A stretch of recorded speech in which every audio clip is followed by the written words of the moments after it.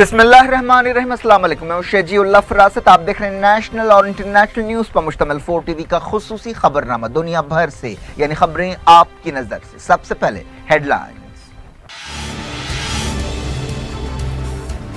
Russia और Syria पर पाबंदियों के लिए G7 मुल्कों में इत्तेफाक नहीं हो सका। इटली ने कहा मॉस्को को अलग थलग नहीं किया जा सकता।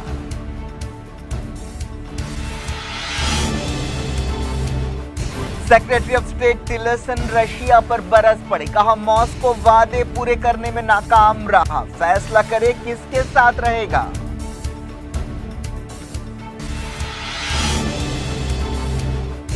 रेक्स टिलरसन मॉस्को रवाना। रशिया ने कहा पुतिन सेक्रेटरी ऑफ स्टेट से नहीं मिलेंगे।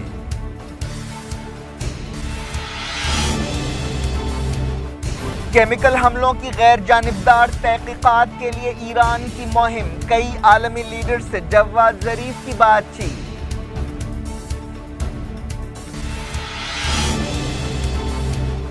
इजिप्ट में चर्च धमाकों के बाद आईएस के खिलाफ फौज का क्रैकडाउन। पोप का दौरा बरकरार।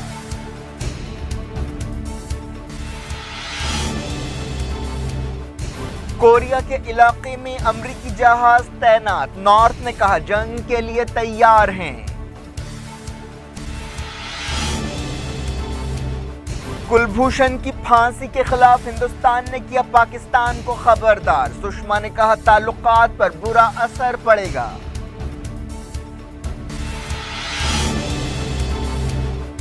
तीन तलाक और हलाला से मुस्लिम खवातीन का वक़ार मुतासिर। सुप्रीम कोर्ट में मरकजी हुकूमत का हलफनामा।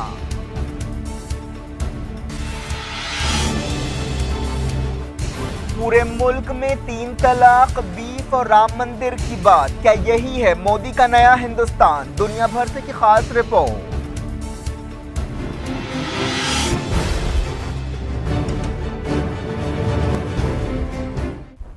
हेडलाइंस आपने देखी। खबरों की तफसील की तरफ आपको लिए चलते हैं। सबसे पहले बात करते हैं सीरिया बहरान की। G7 मुल्क सीरिया और रशिया के खिलाफ नई पाबंदियां लगाने के बारे में किसी समझौते पर नहीं पहुंच सके। G7 मुल्कों के वजीरों ने इस मीटिंग में सीरिया बहरान के ताल्लुक से एक जैसी पॉलिसी पर पहुंचने की कोशिश की। अमेरिका के secretary of state Rex Tillerson इस मीटिंग के बाद रशिया का दौरा कर रहे हैं, जहां वो रशिया से ख्वाहिश करेंगे कि वो अपने इत्तेहादी बशार अल असद की तायद खत्म करे। G7 मुल्कों ने इस बात से इत्तेफाक किया कि बशार अल असद के होते हुए सीरिया बहरान का कोई हल नहीं है, लेकिन सीनियर फौजी लीडर्स के खिलाफ पाबंदियों की बरतानिया की तजवीज़ को नजरअंदाज कर दिया गया। ये कॉन्फ्रेंस इटली के शहर लूका में हुई, जो सीरिया में केमिकल हमलों और उसके जवाब में अमेरिका की फौजी कार्रवाई के पस मंजर में हुई। G7 मीटिंग के बाद मीडिया से बातचीत करते हुए अमेरिका के सेक्रेटरी ऑफ स्टेट ने कहा कि यह मिसाइल हमला जरूरी था, क्योंकि यह अमेरिका के सिक्योरिटी मफाद का मामला है। उन्होंने कहा कि हम नहीं चाहते कि यह हुकूमत केमिकल हथियारों का जखीरा करे, जिससे यह हथियार IS और दूसरे दहशतगर्द ग्रुपों के हाथ लग सकते हैं, जो अमेरिका और हमारे इत्तेहादियों पर हमले कर सकते हैं या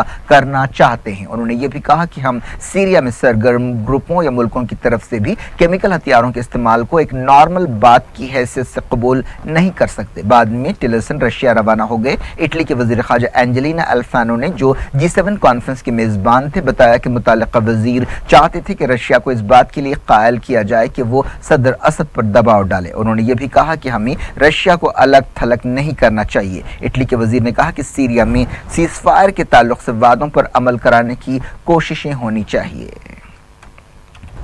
G7 मीटिंग के बाद secretary of state Rex Tillerson ने सीरिया में केमिकल हथियारों के सफाई को यकीनी बनाने में रशिया की नाकामी का जिक्र किया। टिलरसन ने कहा कि रशिया 2013 में किए गए अपने वादे पर अमल में नाकाम रहा, जिसके तहत उसे इस बात की जमानत देनी थी कि सीरिया की हुकूमत केमिकल हथियारों को तर्क कर देगी। उन्होंने कहा कि यह बात साफ नहीं है कि रशिया क्यों संजीदगी से अपनी जिम्मेदारी पूरी करने में नाकाम रहा, या वो ऐसा करने की सलाहियत नहीं रखता। उन्होंने रशिया को एक तरह से अल्टीमेटम देते हुए कहा कि मॉस्को को यह सोचना चाहिए कि क्या वो हिजबुल्लाह और ईरान का इत्तेहादी बना रहना चाहता है। उन्होंने कहा कि क्या ये लंबी मुद्दत तक रहने वाला इत्तेहाद है, जिससे रशिया के मफादात पूरे होते हैं, या रशिया अमेरिका, मगरबी मुल्कों और मिडल ईस्ट के मुल्कों के साथ दोबारा इत्तेहाद को अहमियत देगा, जो सीरिया बहरान हल करना चाहते हैं। उन्होंने कहा कि रशिया ने आस्ताना में बातचीत कराई, लेकिन उसके कुछ अच्छे नतीजे नहीं निकले। उन्होंने उम्मीद जाहिर की कि बशार अल असद मुस्तकबिल का हिस्सा नहीं होंगे। इस तरह उन्होंने एक बार फिर बशार अल असद को हटाने की जरूरत पर जोर दिया। हालिया दिनों में ट्रंप हुकूमत ने कहा था कि अमेरिका के लिए अब बशार अल असद को हटाना ज्यादा अहम नहीं रहा।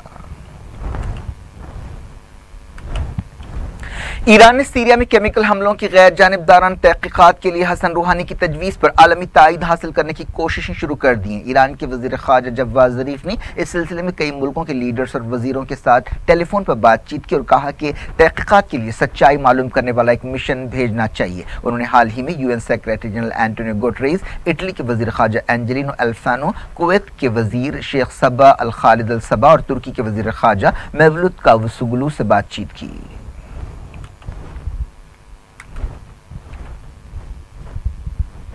रशिया की हुकूमत ने कहा है कि अमेरिका के सेक्रेटरी रेक्स टिलरसन और सदर व्लादिमीर पुतिन के दरमियान मुलाकात नहीं होगी। क्रेमलिन के तर्जुमान डिमित्री पेस्कोव ने मीडिया से बातचीत करते हुए ये बात कही। उम्मीद है कि टिलरसन सिर्फ रशिया के वजीर खारजा सर्जी लावरोव से मुलाकात करेंगे। रशियन हुकूमत के तर्जुमान ने यह नहीं बताया कि पुतिन टिलरसन से क्यों नहीं मिलेंगे। व्हाइट हाउस ने कहा है कि अमेरिका ने सीरिया में मजीद हमलों के ताल्लुक से रास्ते खुले रखे हैं। व्हाइट हाउस के तर्जुमान शॉन स्पाइसर ने यह बात कही। यूनाइटेड नेशंस में अमेरिका की सफीर निकी हैली ने कहा था कि उनका मुल्क एक बार फिर सीरिया में हमले के लिए तैयार है। इटली के शहर लूका में जब G7 वजीरों की मीटिंग हो रही थी, सैकड़ों एहतजाजियों ने इस मीटिंग के खिलाफ एहतजाज किया और जंग के खिलाफ मुजाहरा किया। एहतजाज में शामिल लोग नारे लगा रहे थे और बैनर्स उठाए हुए थे। उन्होंने सीरिया में हाल ही में अमेरिका के मिसाइल हमले की मजम्मत की।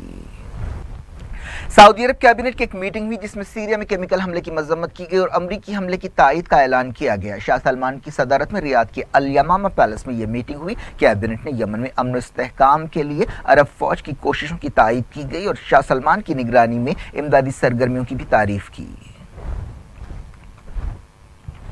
इराक की सरकारी फौज और वॉलंटियर फोर्सेस ने मोसल के मजीद 2 जिलों को आज़ाद कराने का दावा किया है। निनवा सूबे में ऑपरेशंस के कमांडर अब्दुल हामिद याराला ने कहा कि मुखालिफ दहशतगर्दी फोर्स ने अल सकाक और अल यरमूक इलाकों पर कब्जा बहाल किया और वहां की इमारतों पर इराकी झंडे लहरा दिए। तुर्की के दयारबाकर शहर में पुलिस हेडक्वार्टर के करीब धमाका हुआ। डॉक्टरों के हवाले से बताया गया कि इस हमले में कम से कम 1 शख्स हलाक हुआ और 4 लोग जख्मी हुए। दयारबाकर शहर कुर्द आबादी वाला शहर है। शहर के कई इलाकों में इस धमाके की आवाज सुनाई दी। वजारत दाखिला के ओहदेदारों ने बताया कि यह धमाका उस वक्त हुआ जब पुलिस कंपाउंड में गाड़ियों को दुरुस्त किया जा रहा था। इजिप्ट के सिक्योरिटी फोर्सेस ने हाल ही में चर्चों पर हमलों के बाद आईसिस के हामियों के खिलाफ क्रैकडाउन शुरू करते हुए 7 लोगों को हलाक कर दिया। वजारत दाखिला ने बताया कि इन लोगों पर दहशतगर्द होने का शुबा था और ये लोग एक जगह छुपे हुए थे और दहशतगर्द हमलों की मनसूबाबंदी कर रहे थे। पुलिस के साथ शूट आउट में उन्हें हलाक किया गया। झड़प के मकाम से हथियार और गोला बारूद और आइस का लिटरेचर जब्त किया गया। हाल ही में पाम संडे के दिन इजिप्ट के शहर तंता और अलेक्जेंड्रिया में 2 चर्चों पर धमाके करते हुए कम से कम 45 लोगों को हलाक कर दिया गया था। आईसिस ने इस हमले की जिम्मेदारी कबूल की। इस दौरान एक रिपोर्ट में कहा गया कि इजिप्ट में चर्चों में धमाकों के बावजूद इस महीने के आखिर में पोप फ्रांसिस का दौरा बरकरार रहेगा। वो 29 और 28 अप्रैल को इजिप्ट का दौरा करने वाले हैं। वेटिकन ने इस दौरे की तस्दीक की। म्यांमार के ओहदेदारों ने राखीन रियासत के 3 रेफ्यूजी कैंप्स को बंद करना शुरू कर दिया जहां ज्यादतियों के शिकार रोहिंग्या मुसलमान रहते हैं। नेशनल सिक्योरिटी एडवाइजर थांग तुंग ने मीडिया से बातचीत करते हुए कहा कि हमने इन 3 कैंप्स को बंद करने का काम शुरू कर दिया है, लेकिन उन्होंने ये नहीं बताया कि इन कैंप्स में रहने वालों को कहां ले जाया जाएगा या बसाया जाएगा।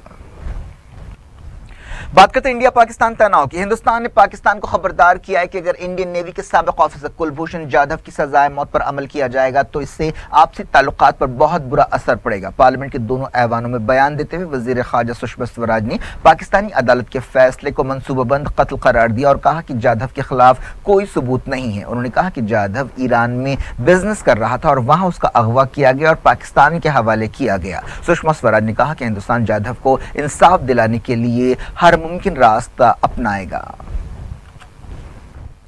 वज़ीर दाखिला राजनाथ सिंह ने जाधव के मसले पर लोकसभा में बयान दिया। उन्होंने कहा कि इस केस में कानून और इंसाफ के बुनियादी उसूलों पर अमल नहीं किया गया। उन्होंने कहा कि जाधव तक सिफारती रसाई के लिए हिंदुस्तान की दरखास्त कबूल नहीं की गई। वज़ीर दाखिला ने कहा कि पाकिस्तान में सिक्योरिटी एजेंसियों ने जाधव का अगवा किया और उसे मीडिया के सामने पेश किया और उस वक्त उसके पास हिंदुस्तानी पासपोर्ट था। वज़ीर दाखिला ने पूरे ऐवान के जज्बात की तर्जुमानी करते हुए कहा कि पाकिस्तान की कार्रवाइयाँ नापाक इरादों पर मुश्तमिल हैं। तमाम जमातों के अरकान ने मुतालबा किया कि कुलभूषण जाधव को मुल्क में वापस लाया जाए और पाकिस्तान को दुनिया भर में बेनकाब किया जाए। कहा गया कि साबिक मुमलिकती वज़ीर खारजा शशि थरूर ने कुलभूषण जाधव के बारे में पार्लियामेंट की करारदाद लिखने में सुषमा स्वराज की मदद की। पाकिस्तानी मीडिया में यह राय जाहिर की गई कि पाकिस्तान को जाधव केस के असरात से निपटने के लिए तैयार रहना चाहिए। पाकिस्तान के हाई कमिश्नर अब्दुल बासित ने जाधव को एक दहशतगर्द करार दिया। पाकिस्तान के एक न्यूज चैनल से बातचीत करते हुए हिंदुस्तान में पाकिस्तान के हाई कमिश्नर ने कहा कि एक दहशतगर्द को अपनी कारस्तानियों के लिए सजा भुगतनी पड़ती है। बासित ने यह बात एक ऐसे वक्त कही जब पाकिस्तान हाई कमीशन की तरफ से हिंद पाक ताल्लुकात में बेहतरी के लिए एक प्रोग्राम रखा गया। इस प्रोग्राम में साबिक रुकन पार्लियामेंट मनीशंकर अय्यर, PDP रुकन पार्लियामेंट मुजफ्फर बेग, CPIM के रुकन पार्लियामेंट मोहम्मद सलीम और सीनियर एडवोकेट राम जेठमलानी और दूसरों ने शिरकत की। बीजेपी रुकन पार्लियामेंट सुब्रमण्यम स्वामी ने कहा कि अगर पाकिस्तान कुलभूषण को फांसी देता है तो हिंदुस्तान को चाहिए कि वो बलूचिस्तान को एक आजाद मुल्क करार दे दे। दुनिया भर से वक्त हो गया छोटे से ब्रेक का। ब्रेक के बाद कुछ और खबरों के साथ आपकी खिदमत में दोबारा हाजिर होंगे। उम्मीद है ब्रेक के उस पार भी हमारा आपका साथ बना रहेगा।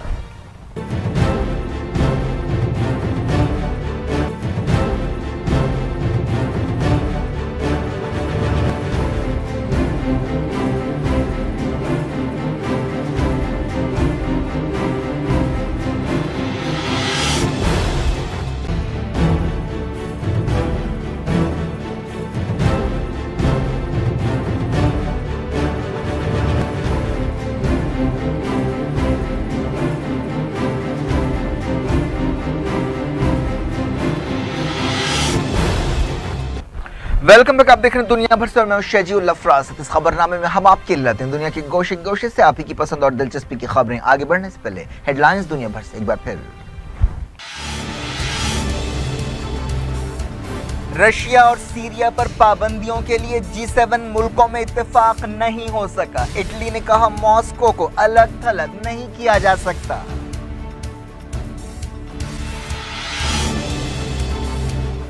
Secretary of state Tillerson Russia पर बरस पड़े। कहा मॉस्को वादे पूरे करने में नाकाम रहा, फैसला करे किसके साथ रहेगा।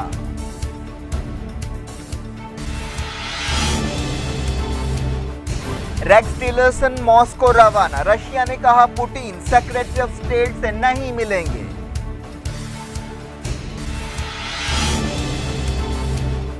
केमिकल हमलों की गैर जानिबदार तहकीकात के लिए ईरान की मुहिम। कई आलमी लीडर से जवाद जरीफ की बातचीत।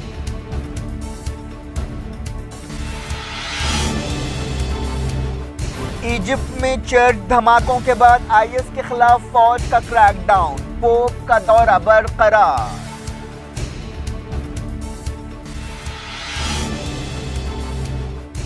कोरिया के इलाके में अमेरिकी जहाज तैनात। नॉर्थ ने कहा जंग के लिए तैयार हैं। कुलभूषण की फांसी के खिलाफ हिंदुस्तान ने किया पाकिस्तान को खबरदार। सुषमा ने कहा ताल्लुकात पर बुरा असर पड़ेगा।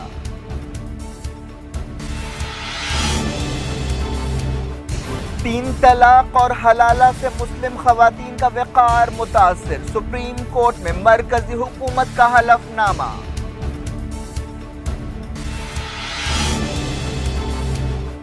पूरे मुल्क में तीन तलाक, बीफ और राम मंदिर की बात। क्या यही है मोदी का नया हिंदुस्तान? दुनिया भर से की खास रिपोर्ट।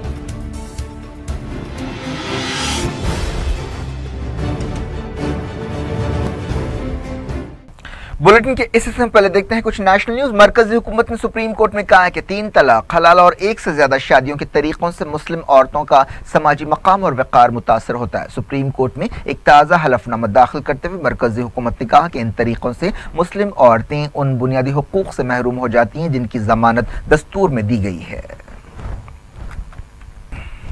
उत्तर प्रदेश हो या राजस्थान या फिर तेलंगाना, हर जगह बात हो रही है बीफ की, वंदे मातरम की, तीन तलाक की और राम मंदिर की। क्या 21वीं सदी के हिंदुस्तान के मसाइल यही हैं? क्या इन्हीं मसाइल पर मुल्क की सियासत होनी चाहिए? क्या यही है मोदी का नया हिंदुस्तान और योगी का नया उत्तर प्रदेश? देखते हैं दुनिया भर से की खास रिपोर्ट।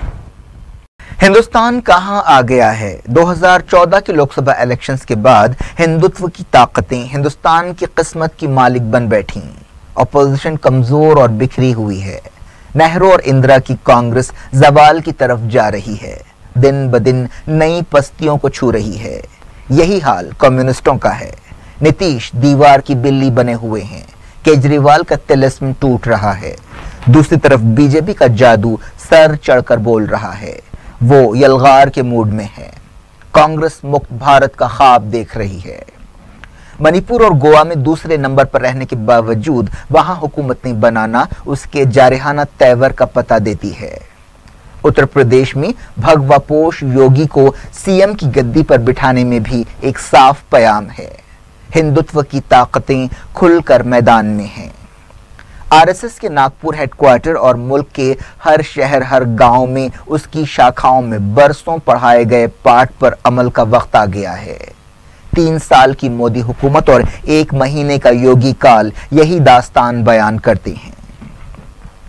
अगर हम मई 2014 में मोदी की ताजपोशी से आदित्यनाथ के 1 महीने के राज तक मुल्क के हालात का जायजा लेते हैं तो इस बारे में कोई शक नहीं रह जाता कि हिंदुत्व के एजेंडे पर पूरी ताकत से अमल हो रहा है।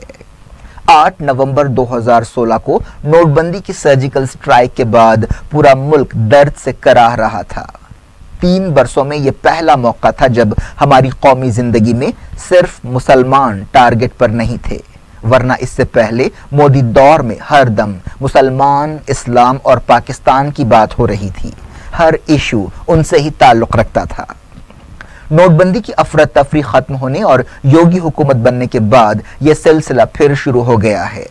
मसलखों के खिलाफ मुहिम, अलवर में गौ रक्षकों की गुंडागर्दी इस बात का इशारा है जिन्होंने गाय की हिफाजत के नाम पर एक मुसलमान को कत्ल कर दिया। दुनिया में कहीं भी इंसानी जान की औकात इससे कम नहीं होगी। मुल्क में गाय की हिफाजत के लिए इंसान के कत्ल का यह पहला वाकया नहीं है। इससे पहले दादरी और उधमपुर वगैरह ऐसी इंसानी पस्ती के गवाह रह चुके। मुल्क की सबसे अहम रियासत के चीफ मिनिस्टर की हैसियत से आदित्यनाथ का तकर्रुर हम वतनों के लिए भगवा कैंप का एक स्टेटमेंट था कि हम रुकने वाले नहीं हैं।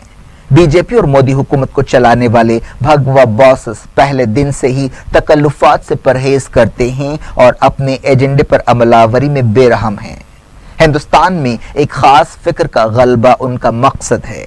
उनकी कोशिशें किस हद तक कामयाब हैं, इस बात का अंदाजा इस बात से लगाया जा सकता है कि आज मोहन भागवत को सदर जमहूरिया बनाने की बात हो रही है।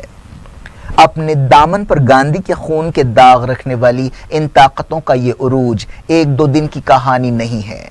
बरसों नागपुर में मंसूबे बनाए गए, किताबें लिखी गईं, जहन साजी की गई। इसी का फल है कि आज हिंदुस्तान की एक नस्ल आलूदा है। हिंदी, हिंदू, हिंदुस्तान की बात करती है। इंटरनेट पर मुसलमानों, इस्लाम और पाकिस्तान के ताल्लुक से इस नस्ल के ख्यालात पढ़कर खौफ आता है। यकीन नहीं आता कि ये गौतम और गांधी का हिंदुस्तान है। 21वीं सदी के दूसरे दहे में हमारे मुल्क की तरजीहात देखकर मातम करने का दिल करता है। क्या कुछ नहीं हुआ इन 3 बरसों में। अवाम के एक बड़े तबके पर उनकी मर्जी के खिलाफ योगा, गीता, भारत माता की जय, वंदे मातरम थोपने की कोशिश की गई। इस्लामी हिंदुस्तान के आसार को मिटाने के लिए सड़कों के नाम बदले गए। हिंदू रवायतों को सरकारी हैसियत दी गई। रामायण म्यूजियम बनाया जा रहा है। लव जिहाद की रोकथाम, बेटी बचाओ, घर वापसी जैसे प्रोग्रामों को शय दी गई। आर्टिकल 370 पर हमले हो रहे हैं। मंदिर मसला फिर सर उठा रहा है। कॉमन सिविल कोड हमेशा से संघ परिवार के एजेंडे में था, अब अमल का वक्त आ गया है। मुस्लिम पर्सनल लॉ पर हमले हो रहे हैं। 3 तलाक पर हुकूमत, लॉ कमीशन, अदालतें, एनजीओज सभी सरगर्म हैं। मोदी भक्त वजीर आजम को तरक्की की मूरत मानते हैं। ये वही मोदी हैं जिनकी नजर में गणेश पर हाथी का सर कदीम हिंदुस्तान में प्लास्टिक सर्जरी का सबूत है। उनका एक और बयान भी हैरान करने वाला है। हाल ही में वेंकैया नायडू के घर पर उगादी प्रोग्राम से खिताब करते हुए वजीर आजम ने फरमाया कि सीता को बचाने के लिए रावण से लड़ने वाले परिंदे जटायु ने दहशतगर्दी के खिलाफ पहली जंग लड़ी थी। लेकिन पुराणों की इस घटनाओं से हम अगर आज के संदर्भ में उसका एनालिसिस करने का प्रयास करें तो मैं कहूंगा कि आतंक के खिलाफ सबसे पहले अगर किसी ने लड़ाई लड़ी थी तो जटायु ने लड़ी थी। अभयम का संदेश अगर किसी ने दिया था तो जटायु ने दिया था। इतना बाहुबली, इतना सामर्थ्यवान व्यक्ति के खिलाफ एक जटायु एक नारी की रक्षा के लिए अपने जीवन की बाजी लगा दें, आतंक के खिलाफ लड़ने की ये ताकत हर व्यक्ति को प्रेरणा देती है और उसका आज मंचन हमें अभयम का संदेश देता है। मोदी के ये बयानात मेडिकल एक्सपर्ट्स और तारीख लिखने वालों के होश उड़ा चुके हैं। यूपी में आदित्यनाथ की हलफबर्दारी के साथ ही बीफ का शोर फिर उठने लगा। मुसलमानों के ताल्लुक से अपने कड़वे बोल के लिए मशहूर आदित्यनाथ भी वजीर आजम की तरह सबका साथ सबका विकास की बात करते हैं, लेकिन अमली कदम कुछ और ही कहते हैं। मसलख, बीफ, एंटी रोमियो स्क्वाड्स उनकी तरजीहात हैं। क्या ये आज के दौर के मसाइल हैं? क्या यही नया हिंदुस्तान है? हैरान हूं, दिल को रोऊं कि पीटूं जिगर को मैं। आज हिंदुस्तान में जो कुछ हो रहा है वो जिया के दौर में पाकिस्तान में हो चुका। सियासी मकसदों के लिए समाज का रेडिकलाइजेशन। पड़ोसी मुल्क में इस भयानक तजुर्बे के क्या नतीजे निकले हमारे सामने है। खुदा खैर करे। वीडियो एडिटर अकबर खान के साथ शजीउल्लाह फिरासत। हिंदुस्तान के मौजूदा हालात के बारे में इस रिपोर्ट के बाद अब मुल्क से बाहर की कुछ खबरें देखते हैं। फ्रांस में झड़पों के बाद एक रेफ्यूजी कैंप आग लगने से तबाह-ओ-ताराज हो गया। इन झड़पों में कई लोग जख्मी हुए। फायर फाइटर्स ने बताया कि पीर की रात आग लगने से कम 10 लोग जख्मी हुए। ये वाकया दोंकियर शहर के करीब एक रेफ्यूजी कैंप में पेश आया। इस कैंप से सैकड़ों लोगों को बाहर निकाला गया। रेफ्यूजी कैंप में 1000 से लेकर 1500 रेफ्यूजीज रहते थे। खबरों में कहा गया कि ये आग उस वक्त लगी जब पुलिस ने रेफ्यूजियों के बीच आपसी झड़पों के बाद मुदाखलत की कोशिश की। वेनेजुएला में सियासी बहरान तेज हो गया। मुजाहिरीन और पुलिस के दरमियान झड़पों में कई लोग जख्मी हुए। हाल ही में सुप्रीम कोर्ट ने हुकूमत के हक में एक फैसला दिया था जिसके खिलाफ अपोजिशन ने ये मुजाहरे शुरू किए। हजारों लोगों ने सड़कों पर रुकावटें खड़ी करते हुए सुप्रीम कोर्ट के इस फैसले के खिलाफ एहतजाज किया। कई मकामात पर पुलिस ने मुजाहिरीन को मुंतशिर करने के लिए आंसू गैस का इस्तेमाल किया। मुजाहिरीन ने पुलिस पर पथराव किया। पिछले 5 दिन से ऐसे मुजाहरे और झड़पें हो रही हैं। स्वीडन के स्टॉकहोम में एक हुजूम में गाड़ी चढ़ा देने वाले उज़्बेक शहरी ने अपने जुर्म का इकरार कर लिया है। 39 साल उज़्बेक शहरी के वकील ने यह बात बताई। उसे स्टॉकहोम की अदालत में पेश किया गया। वकील जोहान एरिक्सन ने बताया कि रहमत अकीलोफ ने दहशतगर्दी की इस हरकत का इकरार कर लिया। इस वाक़े में 4 लोग हलाक हुए थे और 15 जख्मी हुए थे।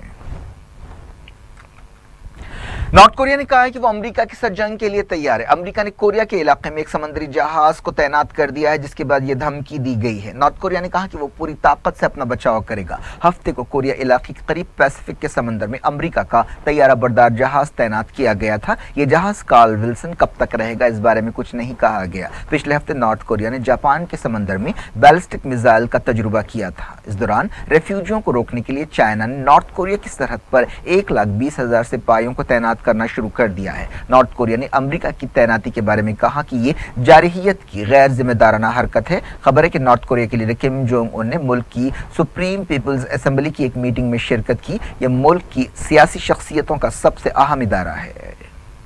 नाइजीरिया, सोमालिया, साउथ सूडान और यमन में भूखमरी के हालात बहुत संगीन हैं। एक रिपोर्ट में ये बात कही गई और इन मुल्कों में रहने वाले 20 मिलियन से ज्यादा लोगों को फौरी मदद पहुंचाने के लिए $4 बिलियन की इमदाद की अपील की गई। यूनाइटेड नेशंस की रेफ्यूजी एजेंसी ने कहा कि 4 मुल्कों नाइजीरिया, सोमालिया, साउथ सूडान और यमन तेजी से भूखमरी की तरफ बढ़ रहे हैं, जिसकी वजह लड़ाइयां और सूखा है। क्या कुछ हो रहा है आपकी दुनिया में? आखिर में हेडलाइंस दुनिया भर से एक बार फिर देखते हैं। रशिया और सीरिया पर पाबंदियों के लिए G7 मुल्कों में इत्तेफाक नहीं हो सका। इटली ने कहा मॉस्को को अलग थलग नहीं किया जा सकता।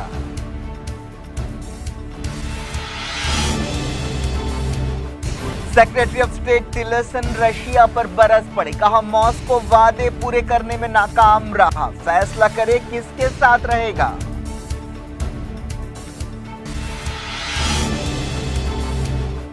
रेक्स टिलरसन मॉस्को रवाना। रशिया ने कहा पुतिन सेक्रेटरी ऑफ स्टेट से नहीं मिलेंगे।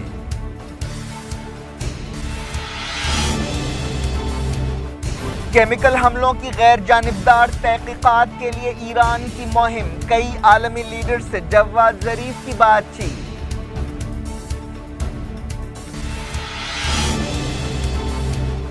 इजिप्ट में चर्च धमाकों के बाद आईएस के खिलाफ फौज का क्रैकडाउन। पोप का दौरा बरकरार।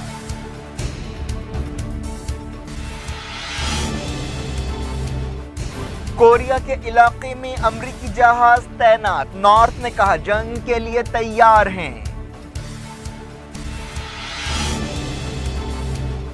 कुलभूषण की फांसी के खिलाफ हिंदुस्तान ने किया पाकिस्तान को खबरदार, सुषमा ने कहा ताल्लुकात पर बुरा असर पड़ेगा।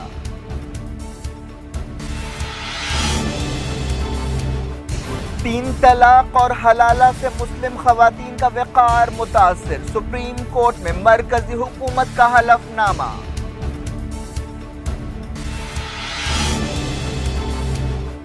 पूरे मुल्क में तीन तलाक, बीफ और राम मंदिर की बात, क्या यही है मोदी का नया हिंदुस्तान? दुनिया भर से की खास रिपोर्ट।